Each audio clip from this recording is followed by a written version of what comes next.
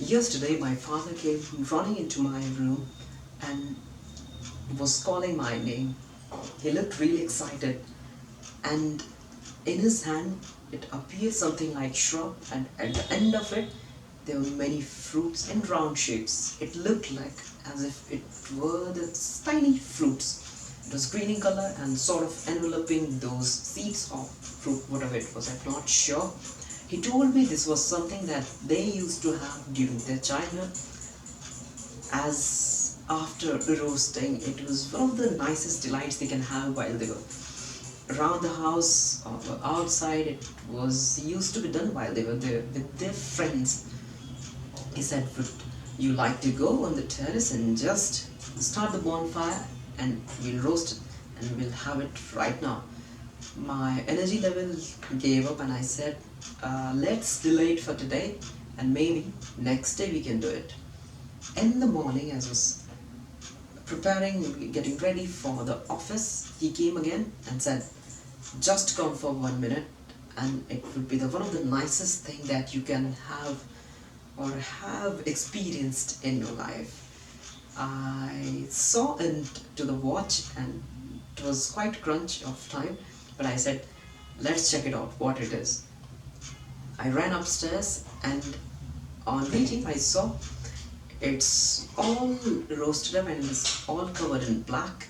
There was still kindle as you throw something at it and beat some stick, and in between those round things were there.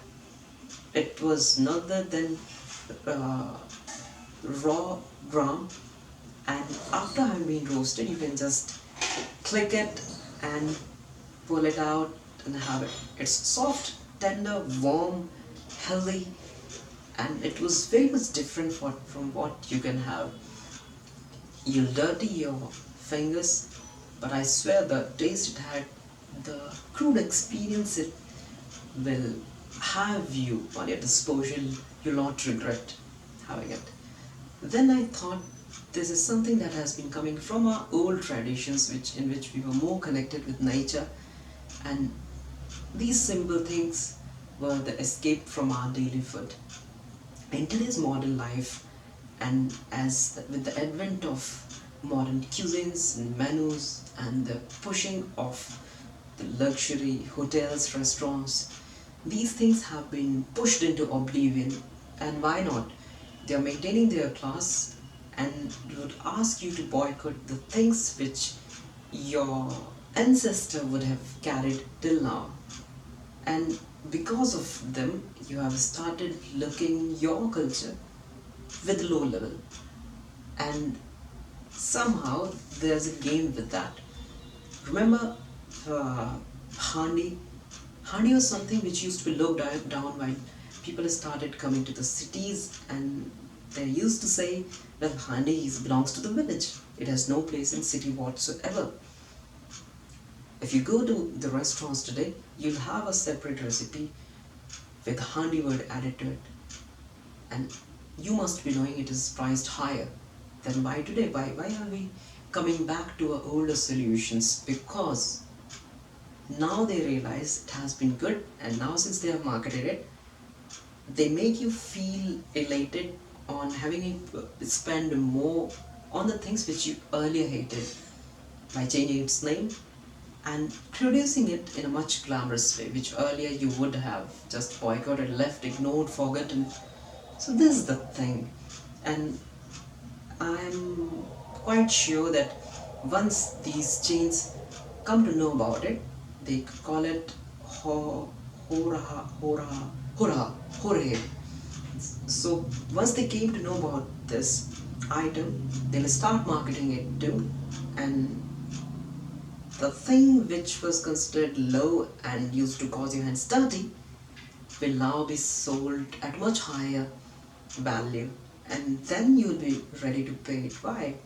If someone just tells you it's good, it's bad, why do we follow them? I think it's time we shed our fears and this false puff of vanity, that we start recognizing what is right, what is of value, and what is just a facade. and start taking pride into what is right. I'm not saying all the things we have are right, or all the things that were invented into the modern time are bad, but let's have a balance and not just uh, ignore something because it's old, or accept or adopt something because it's new. Just give it a thought from a wide perspective, and maybe you won't regret sticking to your old traditions, because someday you will pay extra for that same thing. And that is what my experience says. Same is the case with these classes. In earlier, in 70s, 80s, you watch the movies, what you'll see with the old guys, they used to wear the glasses with the thick frames. The thick frames was associated with the old fellas. Now, the thin frames came, then the half, then the frameless. The frameless was the definition of young. Now, the fashion moves inside you. Now, again, frame is here to be seen and flaunted by the youngsters, and frameless is more pushed towards and seen as something which only old people use. So that's the cycle of life and the fashion. And the same is the case with the food and eating and other habits. So my point is not just to ignore something because it's old. That way you'll respect your ancestors, your way of life as well, giving respect to the things which truly deserves it. That's all from my side today. Over to you. Bye.